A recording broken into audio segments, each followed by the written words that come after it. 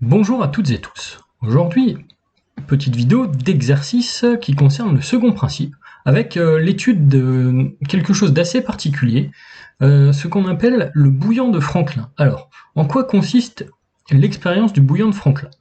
Eh bien, elle consiste en un dispositif finalement assez simple. On prend un ballon de chimie de volume 1 litre, on met de l'eau à l'intérieur, on l'ouvre, et on laisse bouillir l'eau suffisamment longtemps pour que tout l'air en soit chassé et qu'il n'y ait plus que de l'eau liquide en équilibre avec de la vapeur d'eau dans le ballon. À ce moment-là, on bouche le ballon. On fait en sorte d'avoir mis suffisamment d'eau au départ dans le ballon pour que la vapeur occupe la moitié du volume et le liquide occupe l'autre moitié du volume. Et bien derrière, on va essayer de justifier que si on fait couler de l'eau froide sur le ballon juste après l'avoir rebouché, donc vous voyez en gros on bouche le ballon, on a de la vapeur à l'équilibre avec du liquide à l'intérieur, si on fait couler de l'eau froide sur le ballon, eh bien on crée une ébullition de l'eau. Donc c'est quelque chose de contre-intuitif. On a créé un équilibre liquide-vapeur, et en faisant couler de l'eau froide, on recrée de l'ébullition. Et donc on va essayer d'expliquer ce phénomène. Donc pour cela, la stratégie globale, ça va être de trouver l'état initial du système, c'est-à-dire l'état d'équilibre atteint lorsque la température est encore à 100 degrés Celsius, et à ce moment-là, est déterminer l'enthalpie et l'entropie massique. Et puis, derrière, trouver l'état d'équilibre, on peut dire final, si on laisse le système se refroidir jusqu'à la température ambiante. Et donc, grâce à ces deux études, et finalement au bilan d'enthalpie et d'entropie, on va essayer de voir un petit peu pourquoi ce phénomène peut avoir lieu. Je vais vous proposer maintenant de regarder une petite vidéo qui va vous présenter l'expérience du bouillon de Franklin et qui, dans un deuxième temps, va vous donner l'explication physique donc, du phénomène. Donc ici, hop, on va lancer la vidéo. Hop. Pour faire cette expérience, il faut un récipient en pyrex pour qu'il puisse résister à la flamme et pouvant être fermé par un bouchon. Emplissons à moitié le récipient d'eau froide et chauffons-le jusqu'à ébullition à l'aide d'un bec benzène. Il faut attendre que la vapeur d'eau s'échappe du récipient avant de le boucher hermétiquement.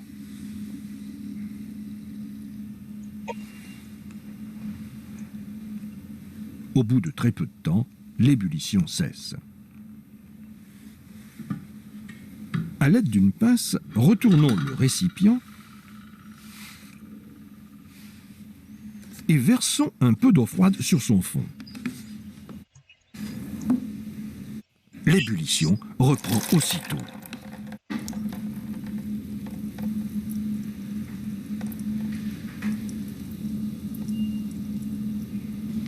L'expérience peut être faite plusieurs fois. Dès que l'ébullition cesse de nouveau, un peu d'eau froide versée sur le fond du récipient la fait reprendre. Comment pouvons-nous ainsi faire bouillir de l'eau avec de l'eau froide? L'explication est très simple. Alors, avant de passer à l'explication, on va se proposer de traiter l'exercice, et puis je relancerai la vidéo pour que, pour à la fin, avoir l'explication physique du phénomène qui nous intéresse ici. Alors, ici donc on va commencer par une étude thermodynamique assez classique finalement. Donc on avait, vous voyez, de l'eau dans un ballon, avec une sorte de moitié-moitié d'eau liquide et d'eau sous forme de vapeur. Donc ici on avait un système qui est un système fermé,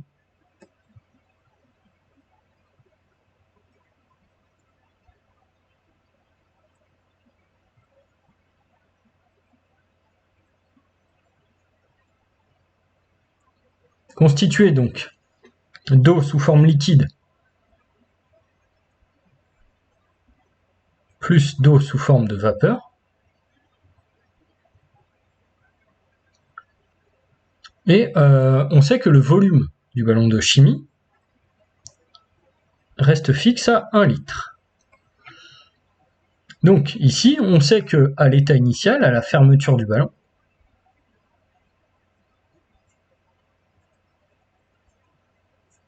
eh bien, dans une température qui est à 100 degrés Celsius et une pression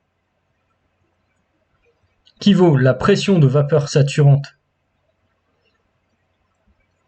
de l'eau ici, donc 1 fois 10 puissance 2 kilopascal, ce qui fait finalement 1 bar. Donc ça, c'est un résultat que l'on connaît. On sait que la pression de vapeur saturante de l'eau est de 1 bar sous 100 degrés Celsius, ce qui explique l'apparition de l'ébullition sous la pression atmosphérique à 100 degrés Celsius.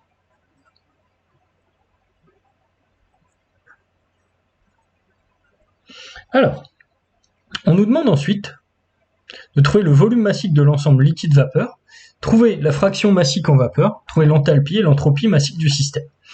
Alors, ici, on va donc se servir de l'état du système immédiatement après rebouchage. On sait que le volume massique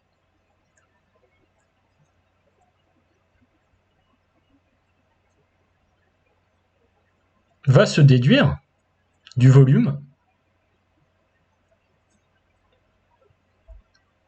que l'on va diviser par la masse.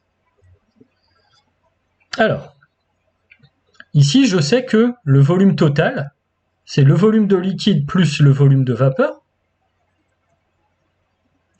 Et je sais que j'ai la moitié seulement du volume du ballon qui est occupé par le liquide ou la vapeur. Donc j'ai VL égale V vapeur égale volume du ballon divisé par 2.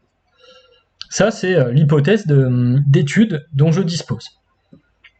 Je sais aussi, d'après la définition du volume massique, que petit v vaut grand V sur M.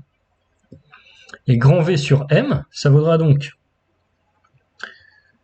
VL sur masse de liquide fois masse de liquide sur M. Vous voyez, j'ai multiplié en haut et en bas par ML, plus Vvap sur masse de vapeur fois la masse de vapeur sur la masse totale. Alors quel est l'intérêt d'avoir fait cette petite manœuvre, d'avoir réalisé cette petite manœuvre?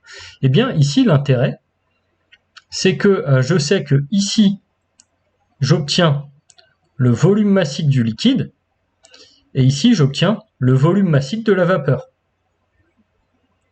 Sachant que ici j'obtiens le titre massique en liquide et ici le titre massique en vapeur. Alors pourquoi est-ce que c'est si intéressant ici d'avoir obtenu cette relation? Eh bien parce que je dispose dans l'énoncé des volumes massiques du liquide et de la vapeur à 100 degrés Celsius.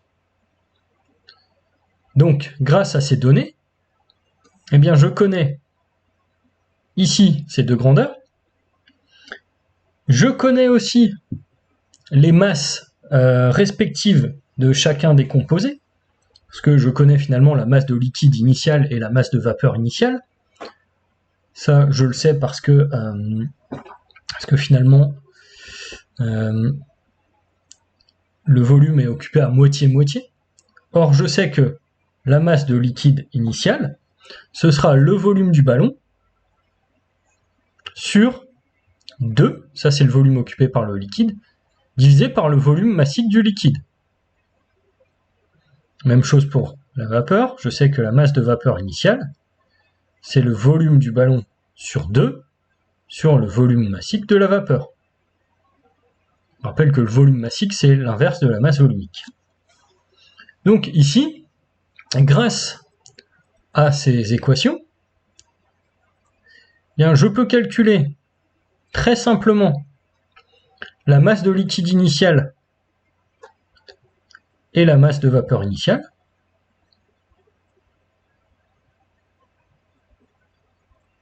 Donc la masse de liquide initiale, eh bien j'ai 0,50 kg. la masse de vapeur initiale, hop, je vais noter VAP ici, ce sera 3,0 fois 10-4 kg.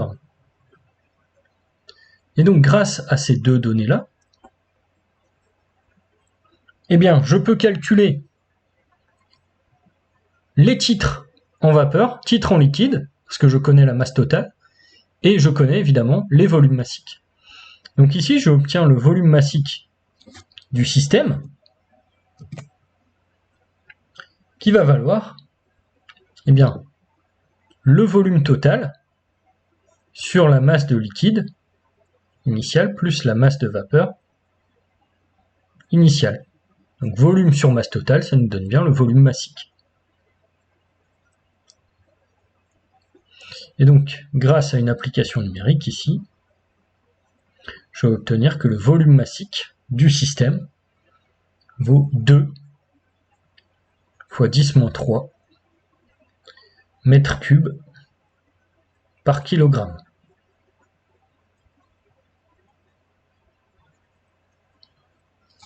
Alors, à partir de là, je vais obtenir en fait un titre massique en liquide qui vaut presque 1 et un titre massique en vapeur qui vaut presque 0. Ça, on le voit directement. Et c'est logique. On se dit, si on sépare le volume en deux parts égales, il y a beaucoup plus de masse attribuée au liquide que de masse attribuée à la vapeur. Donc ça, c'est très très logique. Alors maintenant, ce qu'il va falloir faire, c'est déterminer l'enthalpie et l'entropie massique. Alors, ici, ce qui va être intéressant, j'ai mené le calcul ici sur le volume massique.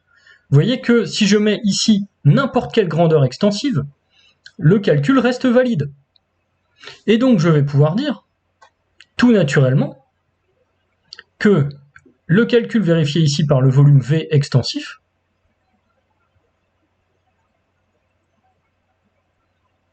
sera aussi vérifié par grand H, l'enthalpie qui est extensive, ou par l'entropie qui est elle-même extensive. Donc là, je vais calculer l'enthalpie et l'entropie massique.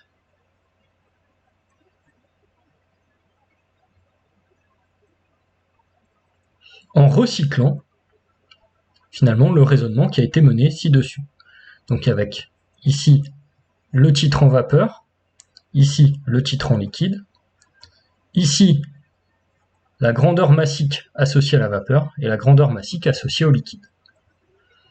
Donc pour ce qui est de l'enthalpie massique, je vais obtenir petit h qui vaudra grand H sur M, qui vaudra le titre massique en liquide fois l'enthalpie massique du liquide, plus le titre massique en vapeur fois l'enthalpie massique de la vapeur.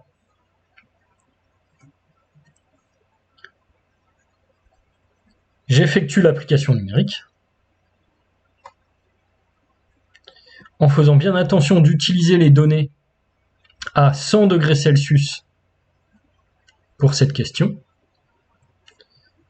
Et donc j'obtiens petit h qui va valoir, à l'état initial, 420 kJ par kilogramme. Bon, là j'aurais peut-être dû garder uniquement 2 chiffres significatifs. Bon, je garde un troisième pour avoir un petit peu plus de précision sur les calculs suivants. Et petit s, qui vaudra l'entropie sur la masse du système, qui vaudra le titre massique en liquide fois l'entropie massique du liquide, plus le titre massique en vapeur fois l'entropie massique de la vapeur. Et donc là encore, l'application numérique va m'apporter l'entropie massique initiale. Donc ici, l'entropie massique initiale qui vaudra 1,31 kJ par kilogramme par Kelvin.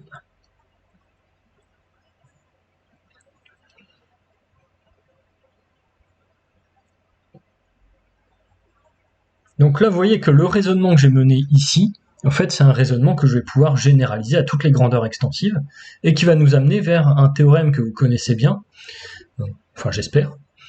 Donc, le théorème des moments.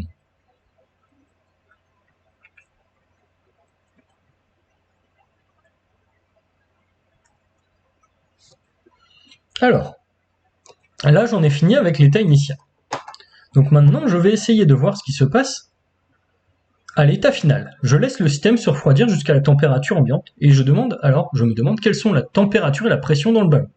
On va essayer de trouver là encore la fraction massique en vapeur, la variation d'enthalpie, d'entropie, l'entropie créée au cours de la transformation.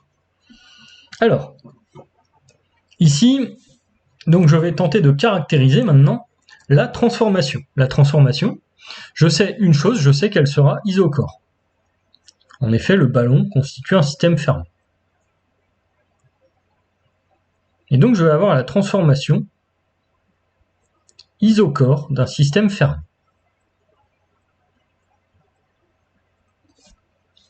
Alors, la température finale, donc là je vais caractériser l'état final, je sais que la température finale sera à 20 degrés Celsius. Et ici,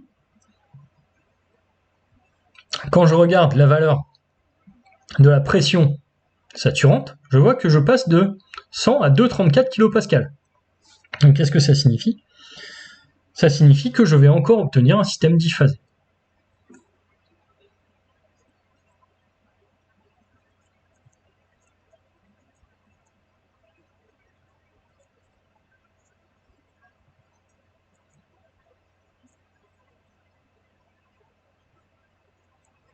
En fait, j'ai l'idée, pourquoi est-ce que je sais ça? Parce que la pression de gaz que je dois obtenir, ici, est plus faible que la pression de gaz que j'avais avant. Donc, qu'est-ce qui va se passer? Eh bien simplement, je vais former encore plus de liquide, ce qui va faire baisser la pression. Et donc, comme le gaz va toujours exister, je sais qu'il y aura toujours un vide dans le ballon, eh bien, je vais obtenir un système diphasé. Alors, pour ce qui est du volume massique, eh bien, je vais pouvoir travailler exactement comme sur la question précédente, comme lors de la question précédente. C'est-à-dire que je vais recycler ce que j'ai fait juste avant. Alors, vous voyez, le raisonnement ici, il consiste à se dire que le système est fermé. Si le système est fermé, eh bien le volume massique n'a pas pu varier. Car, on rappelle, la transformation est isochore.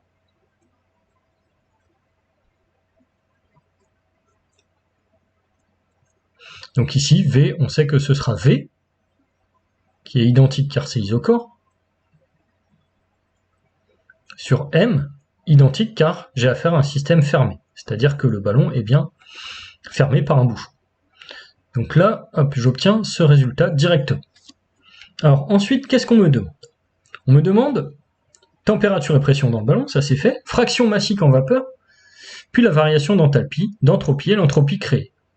Alors, pour la fraction massique en vapeur, ici, ah oui, j'avais oublié de la calculer, bon, on peut la calculer rapidement, hein.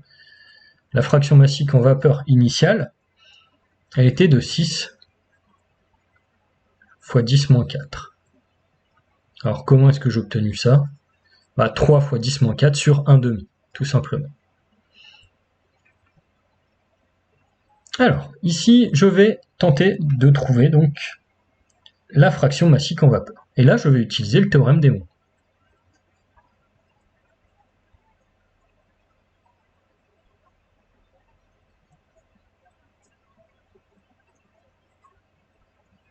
En effet, je connais V, le volume massique du système, et je connais aussi VL,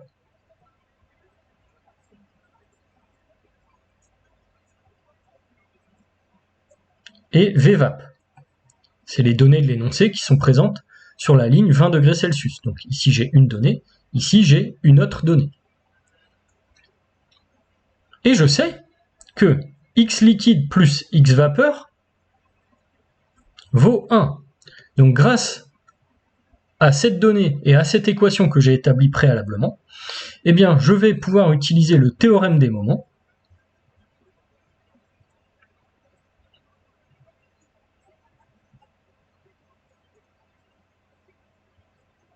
qui va me dire à ce moment-là que X en vapeur va valoir le volume massique du système moins le volume massique du liquide, sur le volume massique de la vapeur moins le volume massique du liquide. Alors ici on vérifie bien une chose, pour être sûr d'avoir écrit le bon théorème des moments, entre guillemets, eh bien on vérifie que si petit v vaut le volume de la vapeur, on a bien 1, donc 100% de vapeur. C'est le cas ici. V vapeur moins V liquide sur V vapeur moins V liquide égale 1. Donc on a écrit le bon théorème des moments. Et donc ici, on va obtenir le titre massique en vapeur, qui va valoir, grâce aux données comment on va dire ça, grâce aux données présentes dans le tableau, aux données de l'énoncé, 1,73 fois 10-5. Alors qu'est-ce qu'on va constater directement? Le titre en vapeur final est inférieur au titre en vapeur initial.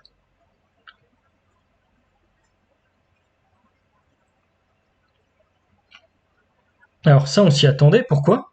Parce que la pression de vapeur saturante est plus basse. Et donc si la pression est plus basse, ça veut dire que j'ai moins de quantité de matière de gaz, a priori. Bon, sachant qu'au final, on peut se dire, le volume du liquide, il va augmenter un petit peu, mais c'est surtout, au fait, la pression du gaz qui va baisser. Et donc, ici, je vais pouvoir trouver l'enthalpie et l'entropie massique.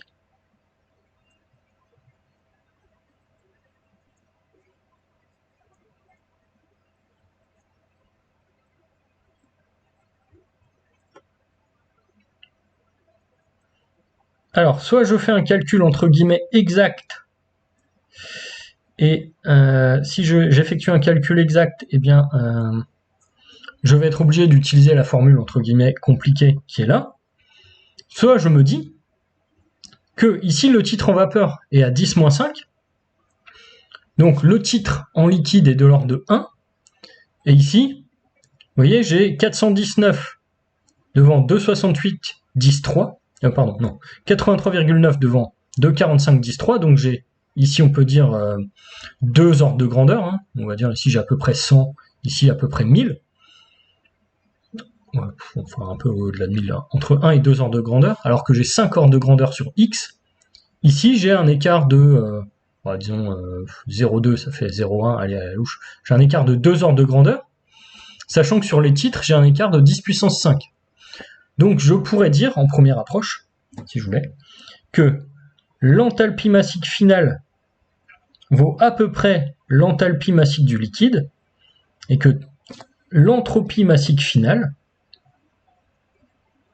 vaut à peu près l'entropie massique du liquide, évidemment à chaque fois prise à la température finale. Alors, soit on fait le calcul exact, soit on utilise les formules approchées. Vous allez voir que les différences sont infimes.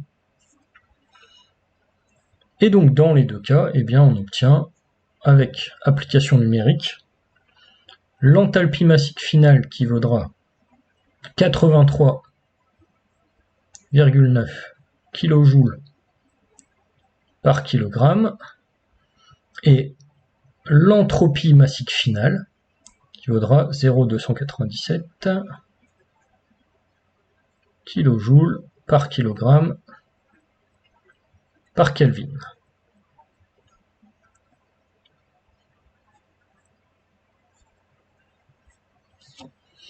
Alors, au niveau des variations, si on fait un bilan sur la transformation, donc ça c'est ce qui nous est demandé ensuite, vu qu'on nous demande la variation d'enthalpie, d'entropie et l'entropie créée. Eh bien on sait que la variation d'enthalpie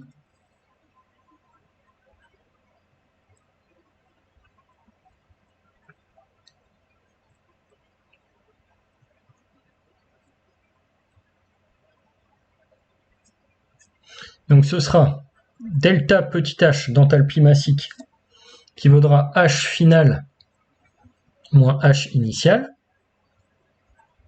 ce qui me donne un delta H de moins 336 kJ par kilogramme. Delta S, la variation d'entropie qui vaut S final moins S initial, ce qui va nous donner delta S qui vaut 1,01 moins 1,01 kJ par kilogramme par Kelvin.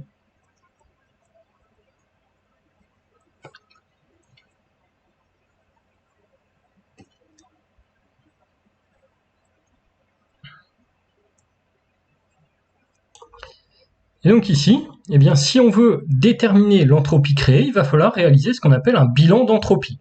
Alors pour faire un bilan d'entropie, on se rappelle qu'on a besoin du second principe.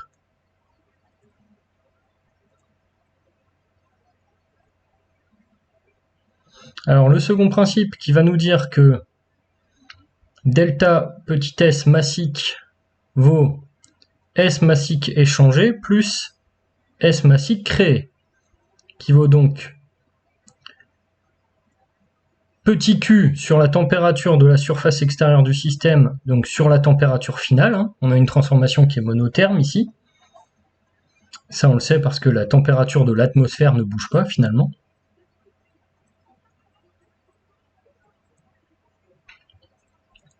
Plus S créé.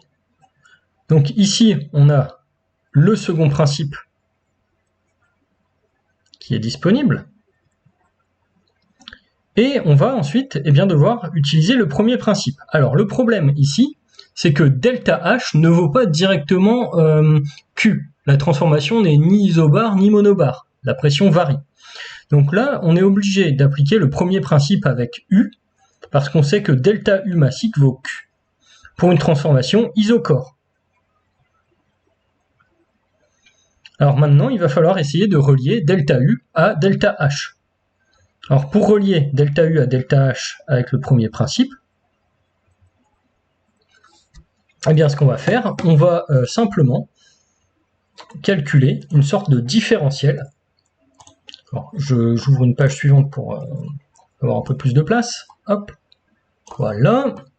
Donc on va simplement, ici, essayer de repartir de la relation entre H et U. H, on sait que c'est U plus PV. Si je travaille en massique, donc U plus pression fois volume massique. Donc à partir de là, on sait que DH, c'est DU, plus PDV, plus VDP. Ok ? Si j'ai une transformation isocore d'un système fermé,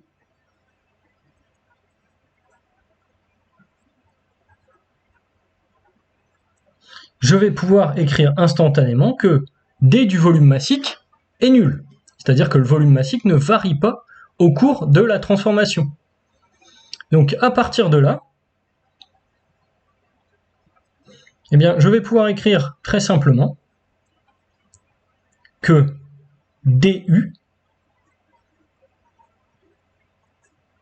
ce sera DH moins VDP. Je me sers de ce résultat, je le réinjecte ici, et donc le premier principe va devenir, ici, simplement, que Q vaut delta petit h moins petit v delta p, comme si j'avais fait une intégration sur ce terme-là. Alors ici, c'est assez simple à intégrer dans la mesure où je sais que petit v est constant. Donc grâce à la connaissance de Q, je vais connaître l'entropie échangée, et comme je connais déjà delta S, je vais trouver l'entropie créée. Alors, ici, par application numérique, je vais obtenir petit q qui vaudra moins 336 kJ par kilogramme. Est-ce que c'est logique? Je me dis que le système ici a bien dû céder un transfert thermique à l'extérieur pour passer de 100 degrés Celsius à 20 degrés Celsius et pour reformer du liquide. Donc ça, c'est deux transformations qui, en soi, nécessitent une évacuation d'énergie. Et donc, grâce à ce calcul-là, eh bien, je vais obtenir l'entropie créée, avec l'entropie créée qui vaudra delta S moins Q sur la température finale, qui est la température de la surface extérieure du système. Ici, je suppose finalement que l'atmosphère est un thermostat. Et donc, grâce à ce calcul-là, eh bien, je vais obtenir que S créé vaut 0,137 kJ par kilogramme par Kelvin. Donc j'ai bien une entropie créée positive. Alors, une chose qui vous a peut-être choqué au départ, et qui ne m'a pas fait sourciller, c'est le fait que la variation d'entropie ici était négative. Il ne faut pas être choqué du fait que delta S puisse être négative. La seule grandeur qui ne peut pas être négative, c'est l'entropie créée. L'entropie créée est positive ou nulle. On n'a aucune information sur la variation d'entropie du système, parce qu'on a une entropie qui peut être échangée, qui elle peut prendre un petit peu n'importe quelle valeur. Alors, maintenant, ce qui va nous rester à faire, ici, on a vu que la transformation finalement naturelle de réacclimatation à la température ambiante nous donnait bien une création d'entropie, ce qui est logique. Ici, on a une transformation qui sera irréversible dans la mesure où on a un déséquilibre thermique entre l'intérieur et l'extérieur du système, et donc le temps que la température s'homogénéise, eh bien, je crée de l'irréversibilité. Et maintenant, eh bien, il reste une dernière question à traiter qui va être une question d'interprétation physique. On va justifier que l'on observe une ébullition si on fait couler de l'eau froide sur le ballon après l'avoir rebouché. Donc ici, eh bien, ce qui va se passer, c'est que le contact de la vapeur avec une zone froide va provoquer une liquéfaction brutale, locale de la vapeur. Si je liquéfie brutalement la vapeur, je tombe sous la pression de vapeur saturante, parce que le système est toujours à la limite, est toujours pile poil, on va dire, à la pression d'équilibre. Si le système tombe pile sous sa pression d'équilibre, il a besoin de rétablir cet équilibre brutalement. Et donc, on crée à ce moment-là de l'ébullition. En fait, si vous voulez, l'idée ici, c'est que le refroidissement local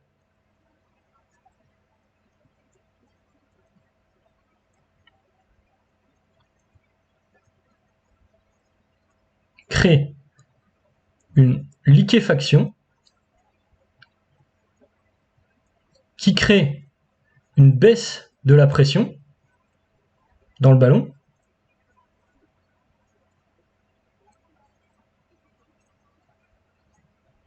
Donc, si la pression est inférieure à la pression de vapeur saturante, comme il n'y a aucun autre composé gazeux que l'eau,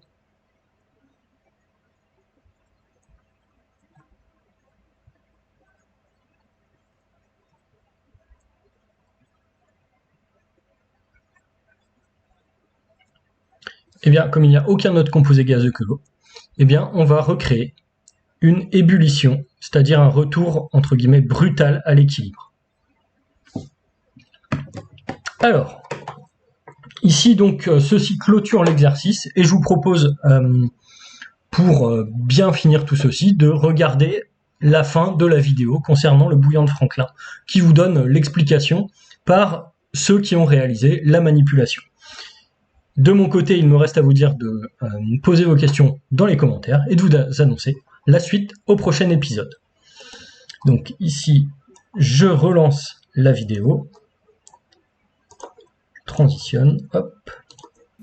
Chacun sait que l'eau bout à 100 degrés Celsius. Mais on oublie souvent que ceci n'est vrai que si la pression est égale à la pression atmosphérique de 1000 hectopascales environ. Pour une pression plus faible, la température d'ébullition diminue aussi. Au sommet du Mont Blanc, à une pression de 500 hectopascales, celle-ci ne vaut plus que 85 degrés. Au sommet de l'Everest, l'eau bout à 72 degrés seulement.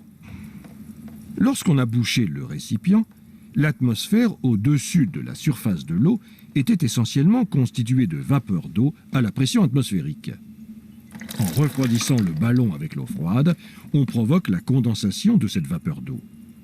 Comme le ballon est hermétiquement bouché, cette condensation crée une diminution de la pression dans le ballon et l'ébullition reprend.